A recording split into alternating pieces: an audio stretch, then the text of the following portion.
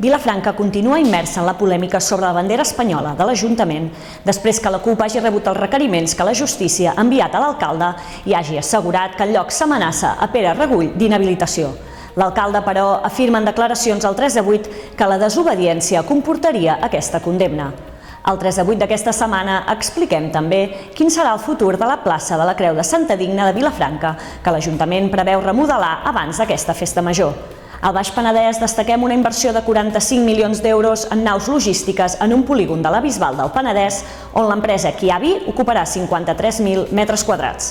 Finalment, publiquem la segona part de les fitxes de les carrosses i comparses que participen a les rues del Carnaval a les nostres comarques.